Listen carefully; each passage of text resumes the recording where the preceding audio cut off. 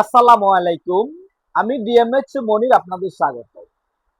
আজকে আপনাদেরকে এই যে ভিডিওটা দেখাচ্ছি, ভিডিওটা একটু দেখুন, তারপর আপনাদেরকে কিছু কথা বলবো। দেখেন, এই হচ্ছে একটা কবরস্থান। এই কবরস্থানটা কিভাবে পড়ে যাচ্ছেন, এটা কিন্তু নদীর গর্ভে বিলীন হয়ে যাচ্ছেন, নদীতে পড়ে যাচ্ছেন। তো আসলে যার চলে যায় সে বোঝে যে আসলে বিটে বাড়ি হারানোর কি যন্ত্রণা। দেখেন কতটুকু জায়গা নিয়ে এই জমিটা পাটল ধরে নদীতে বিলীন হয়ে যাচ্ছেন। দেখেন একটা বিল্ডিং, এই বিল্ডিংটার নিচের অংশ প্রায় নদীর পানিতে অলরেডি চলে গেছেন। আসলে আমরা যখন নদীর উপকূলীয় অঞ্চলে এবং নদীর পাড়ে বসবাস করি তখন আমরা আসলে এগুলো দেখি এবং উপলব্ধি করতে পারি। আর এই ঘরটা দেখেন প্রায় নিচের 1/3 চলে গেছেন। আবার দেখেন কত আহ কেমন জায়গা চলে যাচ্ছেন।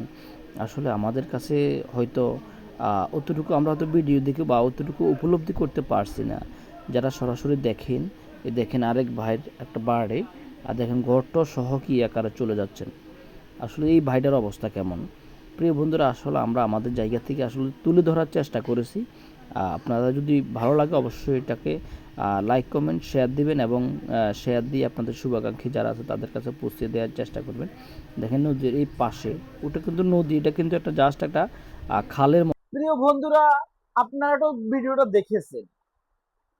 এখানে এই ভিডিওটাতে অনেক জায়গায় অনেক নদী ভাঙ্গনের অনেকগুলো সিন আপনাদেরকে দেখাচ্ছি। তবে আসলে দিন শেষে কথা হচ্ছে, আসলে যার চলে যায় সে বুঝে হারানোর কি যন্ত্রণা। যার একটি মাত্র বাড়ি থাকে, একটি মাত্র বিটে থাকে, সেই বিটেটি কিংবা সেই বাড়িটি যদি চলে যায় তার অবস্থাটা কেমন হয়, সে মানসিকভাবে কেমন থাকে, একমাত্র সে জানে। আর সে সৃষ্টিকর্তা ছাড়া আর কেউ জানে না। প্রিয় বন্ধুরা, আসলে আমাদের দেশ 6 ঋতুর দেশ, আমাদের দেশ নদী মাতৃক দেশ, তা ঠিক। কিন্তু আমাদের দেশে, আমাদের অঞ্চলে, বিশেষ করে উপকূলীয় অঞ্চলগুলোতে, নদীমাতৃক দেশ, নদীমাতৃক অঞ্চলগুলোতে নদীর এই সাইড ভাঙে ওই সাইড গড়ে, এ তো নদীর খেলা। আমাদের উপকূলীয় অঞ্চলে বিশেষ করে এদের নদীর পাড়ের মানুষগুলা খুব সার্বক্ষণিক একটা চিন্তিত অবস্থায় থাকে। কারণ মানুষ আসলে,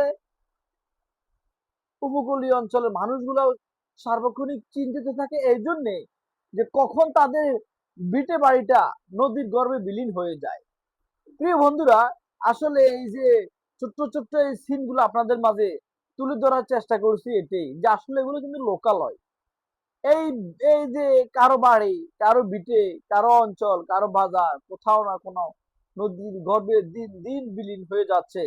আসলে আমাদের কিছু অসচ্ছলতা, আমাদের কিছু অসাবধানতা, আমাদের সরকারের সরকারের যারা দায়িত্বে আছে তারা যদি একটু যদি ভালো করে একটু খেয়াল করেন, নদী কিংবা নদীর পাড়গুলা কিংবা উপকূলীয় অঞ্চলগুলো অন্তত বেড়িবাঁধ দিয়ে, একটু ভালো করে বেড়িবাঁধ দিয়ে যদি অন্তত অঞ্চলগুলাকে নদী ভাঙ্গা থেকে যদি একটু রক্ষা করা যেত, তাহলে হয়তো আমাদের এই অঞ্চলের মানুষগুলা তাদের একটা মাত্র বিটে বাড়ি নিয়ে তারা হয়তো সুখে শান্তিতে থাকতে পারতো। প্রিয় বন্ধুরা, আসলে আপনাদের মাঝে মূলত তুলে ধরার উদ্দেশ্য হচ্ছে নদী ভাঙবেই, নদীর কামে হচ্ছে ভাঙ্গা, জোয়ার বাটা আসা। তো এই জোয়ার বাটা আসার মাঝে নদী ভাঙবে যদি আমাদের এই উপকূলীয় অঞ্চল, আমাদের বাসস্থানগুলো যদি ভেঙে যায়, তাহলে যাদের অর্থ সম্পদ আছে, টাকা পয়সা আছে, একের অধিক বাড়ি আছে, অতে একের অধিক বিটে আছে, তারা হয়তো এই বাড়ি ভেঙে গেছে আরেক বাড়িতে যে অবস্থান নিবে, আরেক বাড়ি ভেঙে গেছে আরেক বাড়িতে গিয়ে অবস্থান নিবে। কিন্তু যারা খেটে খাওয়া, কিন্তু যারা দিন মজুর, যারা দিন আইনা দিন খায়, তাদের অবস্থাটা কি হবে? প্রিয় বন্ধুরা, আসলে আমি আপনাদের মাঝে তুলে ধরার চেষ্টা করেছি এটুকুই, যে যার একটি মাত্র ভিটে বাড়ি তার অবস্থাটা কি হবে। প্রিয় বন্ধুরা, আসলে সরকার সরকার চেষ্টা করতেছে। সরকার আসলে দেশে এই যে সিন্ডিকেট বলেন, চাঁদাবাজ বলেন, হয়তো তাদের জন্য হয়তো এই সরকারি যে কোনো কাজ হয়তো ভালোভাবে করতে পারে না। তবে আমরা আমাদের জায়গা থেকে যে যেখান থেকে পারি, যে যেভাবে পারি আমাদের সরকারকে আমরা সহযোগিতা করব, সহযোগিতা করব এটার জন্য যে আমাদের আমাদের সরকার যাতে করে যখন যে কাজটা সরকারি কোষাগার থেকে সরকারিভাবে ধরা হয়, যাতে করে কোনো চাঁদাবাজি না করতে পারে, অন্তত যাতে করে সরকারি ফান্ড থেকে যে পরিমাণ বরাদ্দ হয় ওই পরিমাণ বরাদ্দকৃত টাকা দিয়ে ওই পরিমাণ বরাদ্দকৃত অর্থ দিয়ে যাতে করে ওই কাজটা স্বয়ংসম্পূর্ণভাবে হয়।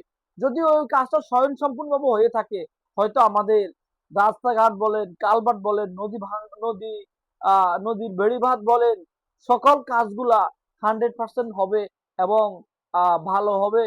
এবং এই যে ধরেন নদী বাঁধের কাজগুলা, বেড়িবাঁধের কাজগুলা, এগুলো হয়তো করলে আমাদের উপকূলীয় অঞ্চলের, চর অঞ্চলের হাজার হাজার লক্ষ লক্ষ পরিবার তাদের ভিটে বাড়ি নিয়ে হয়তো থাকতে পারবে, ছেলে সন্তান বাল বাচ্চা নিয়ে সুখে শান্তিতে থাকতে পারবে। তবে আমরা আমাদের জায়গা থেকে দোয়া করি আল্লাহ পাক যেন আমাদেরকে অন্তত এই নদী, এই বেড়িবাঁধ থেকে, নদী ভাঙ্গন থেকে আল্লাহ পাক যাতে করে আমাদেরকে রক্ষা করে। আমাদের গরিব দুঃখী মেহনতি মানুষগুলোকে যাতে করে আল্লাহ পাকে অন্তত এই বিটে বাড়িটা নদীর গর্ভে বিলীন না করে, অন্তত যাতে করি তাদের সন্তান আদিদেরকে নিয়ে অন্তত যাতে করে ভালো করে থাকতে পারে। প্রিয় বন্ধুরা, আসলে আহ আমরা আমরা আসলে আমাদের মন ভালো না, কারণ আমরা উপকূলীয় অঞ্চলে বসবাস করি।